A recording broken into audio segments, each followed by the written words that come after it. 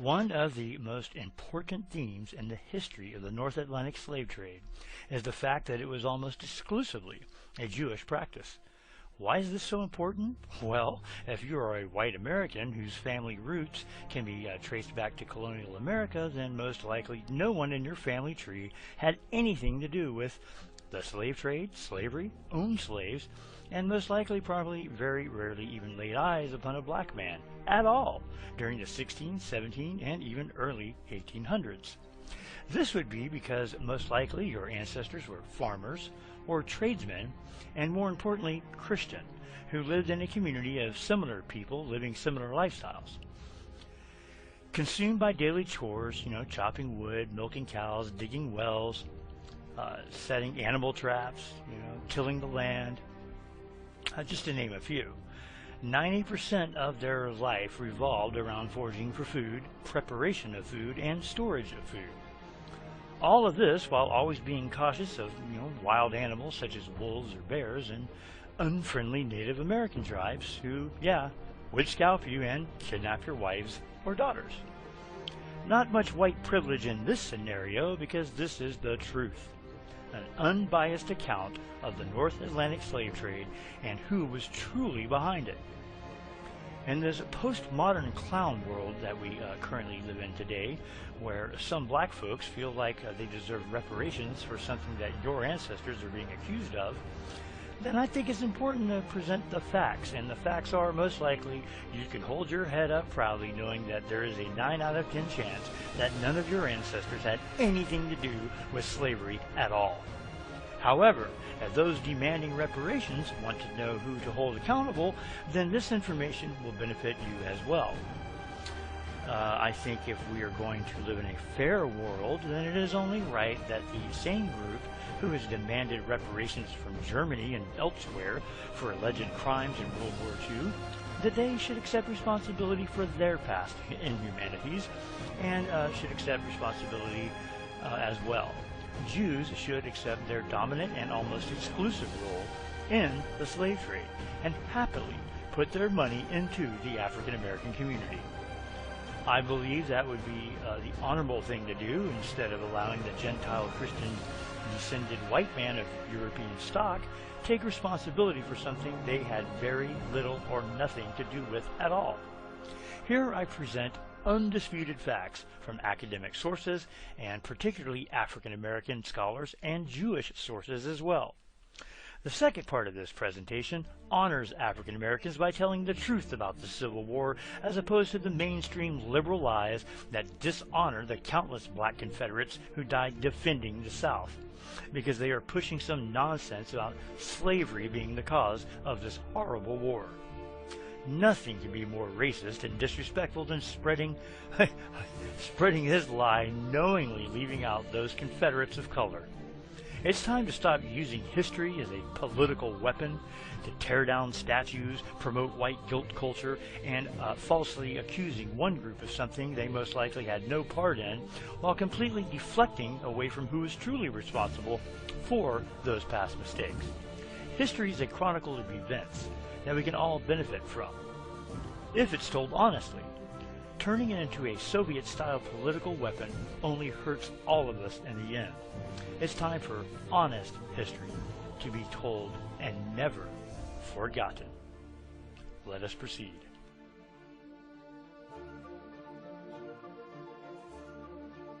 Jews had in fact been involved not only in the African slave trade, but they had been involved in a variety of other slave trades too for a very long period of time. Apparently they had actually dominated slavery and the slave trade in medieval times. On the plane on the way here a couple of days ago, I was rereading a dissertation, a PhD dissertation from 1977 by a man called Harold D. Brackman, who is a functionary of the Simon Wiesenthal Center of all places. And he did a PhD dissertation detailing black-Jewish relations from ancient times up to 1900. And he actually mentions in his dissertation, he acknowledges the fact that Jews were the principal slave traders in the world for several hundred years, although in typical fashion he puts a very interesting spin on it. He acknowledges, as I guess he has to, The Jews were the major slave traders in the world, trading slaves everywhere from Russia to Western Europe, to India, to China. But he says that they dominated the world trade only for a few hundred years, only. He says they were the main slave traders from the 8th century to the 12th century, but that was no big thing. It was only a few hundred years. And who were the owners of these slave ships? Who were the biggest slavers in the 16th century? The Ashkenazi were the biggest slavers in the 16th and 17th century, going into the 18th century. You see, Ashkenazi slaving was huge. This is from, I have to be careful when I say this, so my sources, it's always best to go with Jewish sources, right? Because you just trod on a bunch of toes, so we'll go with the Jewish sources. There's a ton of sources out there, but I'll stick with the Jewish ones because that's just safer. The Jewish scholar Jonathan Shorshak says this: Jewish merchants routinely possessed enormous numbers of slaves temporarily before selling them off. If a slave auction fell on a Jewish festival, it was postponed due to lack of buyers and sellers. The Jews of Suriname gave their slave plantations Hebrew names such as Machanayim, Nachamu, and Goshen. Rabbi Herbert Bloom adds that the slave trade was one of the most important Jewish activities. Jewish slaving is in fact confirmed by the Jewish Encyclopedia. Yes, it is true, as we now know, that there was a higher per capita ownership of slaves in the United States of America by Jews than by white Gentiles. We now know from the 1830 census of the US of A that something like 75% of Jewish households own slaves, as opposed to just 30-odd% for the white population as a whole. All of this information is contained in the secret relationship between blacks and Jews. And all of this information is based on the work of Jewish historians. So how come that we have a situation, an amazing situation developing here, where the Jewish leadership in this country is trying to deny the undeniable? And the only reason why the Jewish leadership has been able to place itself into this untenable and indefensible position, it seems to me, is because they have become drunk with power. They have gotten into the habit of easy victories over our people. Professor Clark said no more easy victories. They have won some easy victories in the past, and they have become so drunk with the power coming out of those easy victories, and have become so arrogant and so conceited that they have come to the point now where they believe that they can in fact defend the indefensible. The Jeffries case has shown that the time has come to an end, that from now on they will be forced to deal on an intellectual level with an aroused black community, and once we force them to deal on an intellectual level, the Jeffries case has shown, and I hope that my case will show, that they cannot win. The story of the slaves in America begins with Christopher Columbus. His voyage to America was not financed by Queen Isabella, but by Louis de Santiago, who advanced the sum of 17,000 ducats, about 5,000 pounds today, equal to 50,000 pounds, to finance the voyage, which began on August 3rd, 1492. Columbus was accompanied by 5 Moranos, Jews who had forsworn their religion and supposedly became Catholics.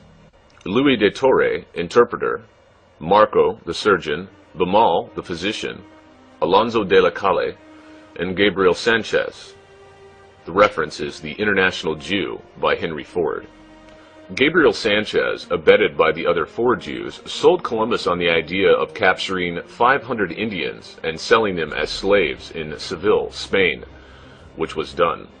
Columbus did not receive any of the money from the sale of the slaves, but he became the victim of a conspiracy fostered by Bamal, the ship's doctor.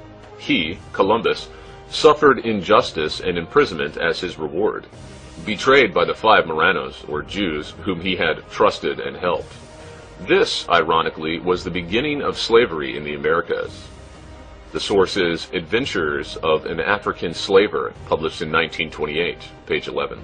The Jews were expelled from Spain on August 2nd, 1492, and from Portugal in 1497. Many of these Jews immigrated to Holland, where they set up the Dutch West Indies Company to exploit the New World. In 1654, the first Jew, Jacob Bar Simpson, immigrated from Holland to New Amsterdam, or New York. And in the next decade, many more followed him, settling along the East Coast, principally in New Amsterdam and Newport, Rhode Island. They were prevented by ordinances issued by Governor Peter Stuyvesant from engaging in the domestic economy, so they quickly discovered that the territory inhabited by the Indians would be a fertile field. There were no laws preventing the Jews from trading with the Indians. The first Jew to begin trading with the Indians was Hyman Levy, who imported cheap glass beads, textiles, earrings, armbands, and other cheap adornments from Holland, which were traded for valuable fur pelts. Hyman Levy was soon joined by Jews Nicholas Lowe and Joseph Simon. Lowe conceived the idea of trading rum and whiskey to the Indians and set up a distillery in Newport, where these two liquors were produced. Within a short time, there were 22 distilleries in Newport, all of them owned by Jews, manufacturing and distributing firewater. The story of the debauching of the Indians, with its resultant massacres of the early settlers, is a dramatic story in itself. It is essential to comprehend the seaport of Newport. It is important in order to recognize the Jewish share in the slave commerce. There was a period when it was commonly referred to as, quote, the Jewish Newport World Center of Slave Commerce, unquote. Altogether at this time, there were, in North America, 6 Jewish communities: Newport, Charleston, New York, Philadelphia, Richmond, and Savannah. There were also many other Jews, scattered over the entire East Coast. Although New York held first place in the settlers of Jews in North America, Newport held second place. New York was also the main source of kosher meat, supplying the North American settlements, then the West Indies, and also South America. Now Newport took over. Newport also became the great trade harbor of the East Coast of North America. There, vessels from other ports met to exchange commodities. Newport, as previously mentioned, represented the foremost place in the commerce of rum, whiskey, and liquor dealings. And to include, it finally became the main center of slave dealings. It was from this port that the ships left on their way across the ocean to gather their black human cargo and then derive great sums of money in exchange for them. An authentic contemporary report based on authority indicates that of 128 slave ships, for instance, unloaded in Charleston within 1 year, their cargo, 120 of these were undersigned by Jews from Newport and Charleston by their own name. About the rest of them, one can surmise, although they were entered as Boston, Norfolk, and Baltimore. Their real owners were similarly the Jewish slave dealers from Newport and Charleston. One is able to assess the Jewish share in the entire dealings of Newport if one considers the undertaking of a lone Jew, Portuguese Aaron Lopez, who plays an important part in the overall story of the Jews and slavery. Concerning the entire commerce of the colonies and the later state of Rhode Island, which included Newport, bills of lading, concessions, receipts, and port clearances carried the signature name of Jew Aaron Lopez. This also took place during the years 1726 to 1774. He had, therefore, more than 50% of all dealings under his personal control for almost 50 years. Aside from that, there were other ships which he owned, but sailed under other names. In the year 1749, the first Masonic Lodge was established. 90% of the members of this first lodge, 14 all told, were Jews, and one knows that only so-called prominent individuals were accepted. 20 years later, the second Masonic Lodge, or King David, was established. It is a fact that all of these members were Jews. In the meantime, the Jewish influence in Newport had reached such proportions that President George Washington decided to pay them a visit. Upon his appearance, both of the Masonic lodges sent an emissary, a Jew named Moses Sysex, to approach the president with a petition in which the Jews of Newport stated, quote, "If you will permit the children of Abraham to approach you with a request, to tell you that we honor you and feel an alliance," and then, quote, "Until the present time, the valuable rights of a free citizen have been withheld. However, now we see a new government coming into being based on the majesty of the people. A government not sanctioning any bigotry nor persecution of the Jew, rather to concede the freedom of thought, which each shares, whatever nation or language, as a part of the great government machine," unquote. It is necessary at this point to consider the disclosures as to who, in reality, obtained this legendary freedom in America at the founding of the Union. To be sure, the province became independent and severed from the English jurisdiction. However, we can see from the petition which Moses Sysex offered President Washington in the name of the Jews of Newport, that it was not in reality this type of freedom which they had in mind. They were merely concerned about themselves and their, quote, "own civil rights," unquote, which had been withheld.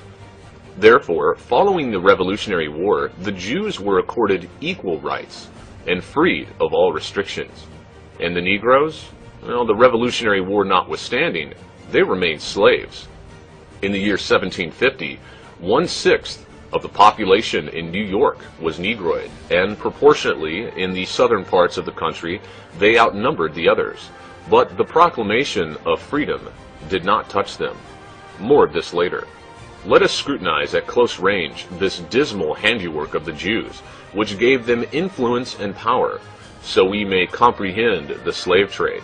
For there has been so much written since that time by the zealous Jewish writers, that at the present, long since removed, it might appear natural, for the time element has a tendency to make things nebulous. Let us follow the journey of one ship owned by a slave dealer, Aaron Lopez, which had made many trips to the African coast.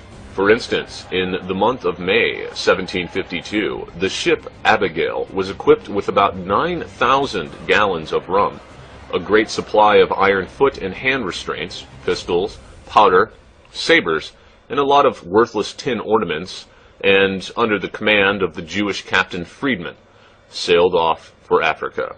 There were but 2 mates and 6 sailors comprising the crew. 3½ months later, they landed on the African coast. Meantime, there had been constructed an African agency by the Jewish slave dealers, who had corralled them and prepared them for sale. This organization, reaching deep into Africa, had many ramifications, including the heads of groups, villages, etc. This method to win over these leaders for the Jewish slave trade was similar to that which the Jews had employed with the Indians. At first, they presented them with rum, and soon found themselves in an alcoholic delirium. When the gold dust and ivory supply was exhausted, they were induced to sell their descendants. At first their wives, and then their youths. Then they began warfare among each other, plotted and developed mostly by the Jews. And if they captured prisoners, these too were exchanged for rum, ammunitions, and weapons to the Jews, using them for further campaigns to capture more Negroes. The captured blacks were linked 2 by 2 and driven through the medieval forests to the coast. These painful treks required weeks, and some of them frequently became ill and felled by exhaustion, and many unable to rise, even though the bullwhip was applied as an encourager. They were left to die and were devoured by wild beasts. It was not unusual to see the bones of the dead laying in the tropical sun, a sad and gruesome reminder of those who would later on tread this path. It has been calculated that for each Negro who withstood the rigors of this wandering, there still had to be the long voyage across the ocean before they reached American soil. 9 out of 10 died. And when one considers that there was a yearly exodus of 1 million black slaves, then, and only then, can one assess the tremendous and extensive exodus of the African people. At present, Africa is thinly populated, not alone due to the 1 million literally dragged out of huts, but due to the 5 to 9 million who never reached their destination. Once they reached the coast, the black slaves were driven together, and restraints were applied to hold them until the next transport ship docked. The agents, many of them Jews, who represented the chief, then began the deal with the captain. Each Negro was personally presented to him, but the captains had learned to become suspicious. The black one must move his fingers, arms, legs, and the entire body to ensure that there were not any fractures. Even the teeth were examined. If a tooth was lacking, it lowered the price. Most of the Jew agents knew how to treat sick Negroes with chemicals in order to sell them as sound. Each Negro was valued at about 100 gallons of rum, 100 pounds of gunpowder, or in cash between $18 to $20. The notations of a captain inform us that on September 5th, 1763, one Negro brought as much as 200 gallons of rum, due to the bidding amongst the agents raising the price. Women under 25 years, pregnant or not, resulted in the same measure if they were well and comely. Any over 25 years lost 25%. And here it should be stated that those Negroes purchased free at the African coast for $20 to $40 were then resold by the same slave dealers in America for $2,000. This gives one an idea how the Jews managed to acquire tremendous fortunes. Following the bargaining, Captain Friedman paid the bill, either in merchandise or cash. He also recalled some advice which his Jewish employers gave him as he left Newport for Africa. Quote, "Pour as much water into the rum as you possibly can," unquote. In this manner, the Negro chiefs were cheated 2 times by the Newport Jews. The next step was to shave the hair from the head of the acquired slaves. Then they were bound and branded with a hot iron, either on the back or the hip, identifying them with their owners. Now the Negro slave was indeed the property of the Jewish purchaser. If he fled, he could be identified. Following this procedure, there was a farewell celebration. There were instances when entire families were brought out of the interior to the coast, and then separated through the buyer, the father going with one ship, the sons and daughters into another. These farewell celebrations were usually packed with emotion, tears, drama, and sadness. There was little joy, if ever. The following day, the transport began from land to ship. It was managed by taking 4 to 6 Negroes at one time in rowboats to the ship. Of course, the slave dealers were aware of how the Negro loved his homeland above all else, and could only be induced by great force to leave it. So, some of the Negroes would leap into the water, but here the overseers were prepared with sharp dogs and retrieved the fleeing men. Other Negroes preferred drowning. What came aboard alive was immediately undressed. Here was another opportunity to jump overboard and reach land and freedom. But the slave dealers were pitiless and ruthless. They were merely concerned to get their black cargo to America with the least loss. Therefore, an escapee, recaptured, had both of his legs cut off before the eyes of the remaining Negroes in order to restore order. On board the ship, the Negroes were separated into 3 groups. The men were placed in one part of the ship, the women into another, whereby the lusty captain arranged it so that the youngest, mostly comely Negro women were accessible to him. The children remained on deck, covered with a cloth in bad weather. In this fashion, the slave ship proceeded on its journey to America. In the main, the ships were too small and not at all suitable to transport people. They were barely equipped to transport animals, which the Negroes were likened to. In one space, 1 meter high, 39 inches, these unfortunate creatures were placed into a horizontal position, pressed close together. Mostly, they were chained together. In this position, they had to remain for 3 months until the end of the voyage. Rarely was there a captain who sympathized with them or evidenced any feelings whatever for these pitiable creatures. Occasionally, they would be taken in groups to the deck for fresh air, shackled in irons. Somehow these Negroes were expendable and endured much. On occasion, one of them became insane, killing the other one pressed closely to him. They also had their fingernails closely cut so they could not tear at each other's flesh. The most horrible battles came about among the men to acquire a centimeter or two for a comfortable position. It was then that the slave overseer stepped in with his bullwhip. The unimaginable, horrible human excrement in which these slaves had to endure these trips is impossible to describe. In the women's quarters, the same conditions prevailed. Women gave birth to children, lying pressed closely together. The younger Negro women were constantly raped by the captain and the crew, resulting thereby in a new type of mulatto as they came to America. In Virginia, or in any other southern port cities, the slaves were transferred to the land and immediately sold. The regular auction would take place, following the method of purchase in Africa. The highest bidder obtained the ware. In many cases, due to the indescribable filth, some of the blacks became ill during the sea voyage from Africa to America. They became unemployable. In such cases, the captain accepted any price. It was rare to dispose of them, for no one wanted to purchase a sick Negro. Therefore, it is not surprising that the Jewish, unethical doctor senses a new form of revenue. They purchased the sick Negro for a small sum, then treated him and sold him for a large sum. On occasion, the captain would be left with a few Negroes for whom he did not find a buyer. In that case, he returned to Newport and sold them to the Jews for cheap domestic help. In other cases, the Jew owner of the ships took them over. This is why the city of Newport and its surroundings had 4,697 black slaves in the year 1756. Slavery did not extend to the North. Moreover, in many of the North American colonies, slavery was strictly forbidden. Georgia came under discussion, likewise also Philadelphia, and again it was the Jews who managed a loophole, which had given them freedom following the Revolutionary War. So they schemed to make slave trading legal. One had but to read the names of those persons living in Philadelphia who were requesting the elimination of existing laws regarding the slavery dealing. They were the Jews Sandiford, Lay, Woolman, Solomon, and Benezet. That explained it all. But let us turn back to the slave ship Abigail. Its captain, and we are reading from his ship's books, did a profitable business. He sold all of his Negroes in Virginia, invested some of the money in tobacco, rice, sugar, and cotton, and went on to Newport, where he deposited his wares. We learn from Captain Freeman's books that the Abigail was a small ship and could only accommodate 56 people. He managed, however, to clear from one trip $6,621, which he in turn delivered to the owner of the ship, one Aaron Lopez, the Jew.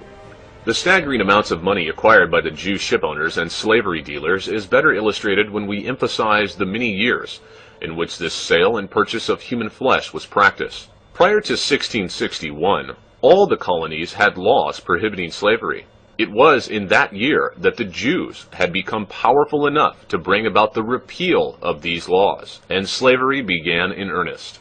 The Jews had discovered that the colonists needed additional manpower to help them clear their fields for planting, helping in the construction of dwellings, and in general to help with harvesting their crops. This was particularly true of the southern states, which we have referred to earlier. The Southerners had vast tracts of rich soil suitable for rice, cotton, tobacco, and cane sugar. At first, impoverished Europeans were recruited. English prison doors were opened, and finally prisoners of war from England and Holland were brought to the colonies, made to work until they had paid the cost of transporting them by ship and then set free. It doesn't take a Jew long to discover what his brothers are doing. So a group of Jews settled in Charleston, South Carolina, where they set up distilleries for making rum and whiskey. They too learned that they could trade with the natives on the west coast of Africa for ivory, and several ships were purchased and sent to Africa, trading the usual glass beads and other cheap ornaments for ivory, which, however, took up but little space on board the ship. It occurred to these Jew traders that they could supply the plantations in the south with black ivory, needed under swampy and malarial conditions which European labor could not tolerate without sickness, and which would not only fill the holds of their ships, but bring enormous profits. This same group had earlier tried selling Indians as slaves, but they found them completely unsatisfactory, as the Indians would not tolerate this type of work. Thus, another segment of the slave trading had become active and profitable outside of Charleston, South Carolina. Several shipholds of black slaves were sent by the Dutch West Indies Company to Manhattan. During this time, there were a number of plantation owners established in the West Indies, and two Jews, Urjair and Sayir, with strong Rothschild connections in Spain, formed an agency called Asiento, which later operated in Holland and England. It was through these connections that Jews in Holland and England exerted influence, and both of these connections cooperated in helping the Jews provide black slaves for the colonists. With the yearly capture and transport of 1 million black slaves, it is not difficult to figure that from 1661 to 1774, 113 years, approximately 110 million slaves had been removed from their native land. About 10%, or 11 million, black slaves reached the colonies alive. We have talked about the small ship Abigail, which could accommodate only 56 people, and yet the profits per trip were enormous, with little or no investment. There were many other ships, but we will concentrate here on only a few, such as the La Fortuna, Hannah, Sally, or the Venue, which made very great profits. The La Fortuna, by the way, transported approximately 217 slaves on each trip. The owner cleared not less than $41,438 from such a trip. These were dollars which the slave dealers could keep, and these were dollars of value which would buy a great deal in return. When one considers that the Jews of Newport owned about 300 slave-transporting ships, active without interruption, docking at Newport, Africa, Charleston, or Virginia, one can approximate the tremendous earnings which made their way to Jewish ship owners. Indeed, the Jews admit that of these 600 ships leaving Newport Harbor into all the world, at least half of them went their way to Africa, and we know what these ships going to Africa were seeking.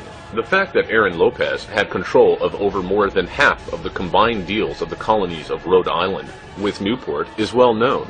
The well-known Rabbi Morris A. Gutstein, in his book, The Story of the Jews in Newport, attempts to remove these facts, maintaining that there is not any evidence that the Jews were connected with the slave trade.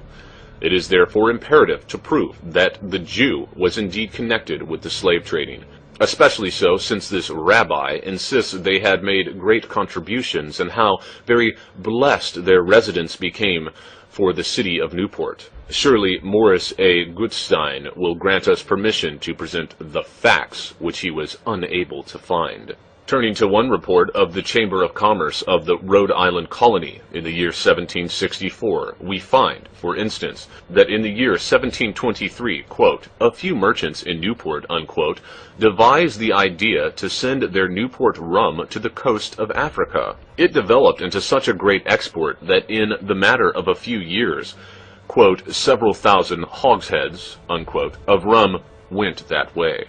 To which purpose did this rum serve? The Carnegie Institute in Washington, D.C. presents and makes public authentic documents entitled, quote, Documents Illustrative of the History of the Slave Trade in America, unquote. We wish to present a few facts from this particular collection of original documents and scrutinize them at closer range, and not at all to prove the heretofore Rabbi Morris A. Gutstein in error. In this collection of the First American Institute of Learning, we evaluate the capital, Rhode Island, which contributed the main share of the public documentation regarding the slave trading. Here we find documented the recipients of the numerous shipping letters, also letters to the slave dealers, and correspondence to the ship's captains, who were about 15% Jews, living in Newport. Among these we find, for instance, the Jew Isaac Eleazar. He wrote a letter to Captain Christopher Champlin on February 6, 1763, saying he would like to be an agent for a load of slaves. Then follows the Jew Abraham Pereira Mendez and one of the main slave dealers, Jacob Rod Rivera, the father-in-law of Aaron Lopez. And then there is Aaron Lopez himself and many, many other Jews. Although we have considered Aaron Lopez several times, the size of this documented treatise limits us, and we cannot describe all of the writers concerned in the slavery-dealing correspondence, their names and special dates. Rather, we wish to study the documentation of the Carnegie Institute itself, keeping Aaron Lopez in mind. We wish to see what in the main this Jew was pursuing and what his business was. This is due to the fact that Rabbi Morris A. Gutstein presents him as a, quote, lofty and fine civilian of Newport, who was so generous and even, quote, made contributions to the welfare, unquote. In a great number of published, original, unprejudiced writings in the Carnegie Institute, we find that Aaron Lopez pursued a tremendous commerce in rum with the African coast in exchange for slaves. These irrefutable facts are as follows. June 22nd, 1764, a letter by Captain William Stead to Aaron Lopez. July 22nd, 1765, a letter by Aaron Lopez to Captain Nathaniel Briggs. July 22nd, 1765, a letter to Captain Abraham All. February 4th, 1766, a letter to Captain William Stead by Aaron Lopez. March 7th, 1766, a letter by Captain William Stead to Aaron Lopez, and so on and so forth. Aside from that, there are similar statements out of letters by Aaron Lopez in the original, which he directed to Captains Henry Kruger, David Mill, Henry White, Thomas Gilbert, and William Moore. Indeed, one letter by Captain William Moore to Aaron Lopez and Company is particularly revealing, and of special mention at this point. We wish to remark on the main contents of this letter, in which Captain Moore writes, quote, "I wish to advise you that your ship Anne docked here night before last with 112 slaves, consisting of 35 men, 16 large youths, 21 small boys, 29 women, 2 grown girls, 9 small girls, and I assure you this is such a one rum cargo, or rum in exchange for slaves, which I have not yet encountered. Among the entire group, there may be 5 to which one could take exception." Unquote. The date of the above letter was November 27th, 1773. We have not yet concluded, because of lack of space, the excerpts and grateful compilations made available by the Carnegie Institute.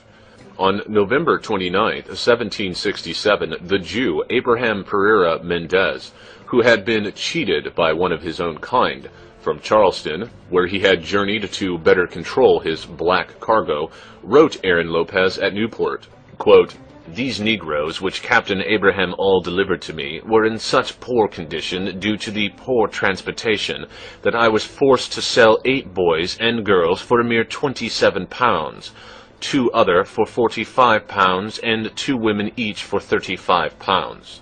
No doubt English money. Abraham Pereira Mendez was very angry and accused Aaron Lopez of cheating him. This letter delineates to us that this generous and fine citizen of New York was insatiable in his greed for money. This is what caused the Rabbi Morris A. Gutstein to present this nobleman, Aaron Lopez, to pursue his objectionable methods. Negroes presented to him but a commodity. In all the letters which the Carnegie Institute published, it stresses the lack of human sympathy for the poor Negro slaves. This lack of feeling and compassion for the abused and pitiful blacks at the hands of their Jewish dealers can be read out of the diary of a captain who manned a ship owned by Aaron Lopez. The entries concern a trip from the African coast to Charleston. Moreover, they are authentic documents published by the Carnegie Institute in Washington, D.C., calling attention to an organization which had heretofore known little or nothing about. Neither had they encountered further publicity in books or newspapers. Therefore, it is not to be wondered at that the facts of the leading share of American Jews in the slave trade could be pointed out as a monopoly and unknown to the non-Jewish Americans, including the great masses of people all over the world. Others, however, acquainted with the facts, had good reason to remain painfully quiet. The captain of another ship, the Othello, among other things, makes the following entries in his diary. February 6th, 1 man drowned in the process of loading. March 18th, 2 women went overboard because they had not been locked up. April 6th, 1 man dead with flux. April 13th, 1 woman dead with flux. May 7th, 1 man dead with flux. June 16th, 1 man dead by Cap Henry. June 21st, 1 man dead by James Fluce. July 5th, 1 woman dead with fever. July 6th, 1 girl, sick for 2 months, died. This vessel was on its way for 5 months. What terrible and unspeakable suffering was the lot of these millions of blacks, who were torn with brutal force from their friendly African huts, jammed together like animals below deck, and then sold with less concern than selling a head of cattle. Small wonder that 10 of them died, being purchased for just a few dollars and then sold for the sum of $2,000. Some Negroes managed through insurrection to gain control of one or another ship and turned it around with full sails toward their African home. The crew of one slave ship, called Three Friends, for instance, tortured their black cargo in such manner that the Negroes reciprocated in a bloody rebellion. They killed the captain and the entire crew and threw the dead overboard. They then sailed back to Africa, where they had barely escaped their hard-won freedom. A similar fate struck the slave ship Amistad. Among the slaves was the son of an enemy tribal chief. Once the ship was underway, he schemed with his compatriots to attack the ship's crew. Following a bloody battle, they managed to capture the captain. The Negro prince forced him to turn back to Africa. Then, in the evening, under cover of darkness, he changed his course, zigzagged for months until he came close to the American coast and encountered a government ship. This took place in the year 1839, when slave trading was already forbidden and illegal. What the movie Amistad will not tell you is the Jewish involvement in the slave trade.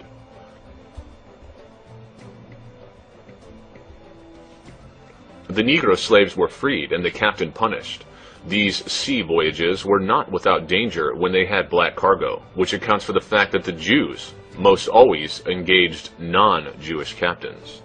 The slave dealers preferred to remain in their offices and counted the fat winnings following each journey, such as Aaron Lopez, who left his heirs one of the largest fortunes in the New England era. When reviewing the documented facts contained herein, it is important that one always remembers that it was a lucky captain who did not lose more than 9 out of 19 slaves on the return trip. It is equally important to remember that these poor black creatures had to lie in human excrement for the entire trip. Think about it. No wonder sickness and disease took such a high toll. Remember the figures. Approximately 110 million black people were captured and removed from their homeland in Africa. Only 11 million of these black slaves reached the colonies alive. And the Jews still talk about the Germans and Hitler and how supposedly 6 million Jews were exterminated during World War II. This is the greatest lie ever perpetuated upon the people of the world, whereas the story of the poor black slaves is documented with truth. The evidence is still available for the people of the world to see. The Carnegie Institute of Technology is located in Pittsburgh, Pennsylvania. As this movie and the document which I am narrating from is distributed, eventually reaching the hands of the Jews, the evidence will probably be removed and destroyed until finally all documentation is removed which is damaging to the Jew. The Jews have been engaged in this practice for centuries. Truth, however, truth which bears fact, cannot remain covered or hidden forever. And more truths are being disclosed by those of us who intend to free America of these sons of the devil, the Jews. The published documentation contained herein was obtained from the Carnegie Institute of Learning, presently known as the Carnegie Institute of Technology. The following is a partial list of the slave ships owned by the Jews. The Abigail by Aaron Lopez, Moses Levy, and Jacob Franks. The Crown by Isaac Levy and Nathan Simpson. The Nassau by Moses Levy, Four Sisters by Moses Levy. The Anne and Eliza by Justice Bosch and John Abrams. The Prudent Betty by Henry Kruger and Jacob Phoenix. The Hester by Mordecai and David Gomez. The Elizabeth by David and Mordecai Gomez. The Antique by Nathan Marston and Abram Lale. The Betsy by De Wolfe. The Poi by James De Wolfe. The White Horse by Jan de Sviets. The Expedition by John and Jacob Roosevelt. The Charlotte by Moses and Sam Levy and Jacob Franks. The Carcoa by Moses and Sam Levy. Slave runners, also owned by Jews, were the La Fortuna, the Hannah, the Sally, and the Venue. Some of the Jews of Newport and Charleston who were engaged in the distillery or slavery trade, or both, were Isaac Gomez, Hyman Levy, Jacob Malhado, Naphtali Myers, David Hart, Joseph Jacobs, Moses Ben Franks, Moses Gomez, Isaac Dias, Benjamin Levy, David Yeshurun, Jacob Pinto, Jacob Turk, Daniel Gomez, James Lacana, Jan de Sviets, Isaac Elizer, Jacob Rod, and many others. Of some 600 ships leaving the port of Newport, more than 300 were engaged in the slave trade. A typical cargo of one ship, La Fortuna, was 217 slaves, which cost about $4,300 and sold for $41,438. only about 10% of the slave ship captains were Jews, not wanting to subject themselves to the rigors of the 6-month journey. They preferred to stay at home and continue their distillery operations, which continued to supply rum and whiskey to the Indians for many years at a very great profit. You can continue your own research through the following references and documentation.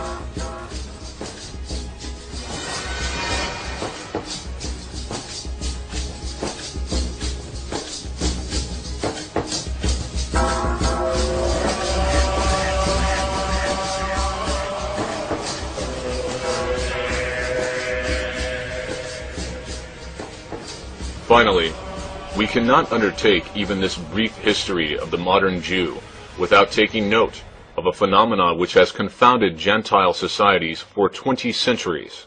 This is the ability of the Jewish people to collectively retain their identity despite centuries of exposure to Christian civilization.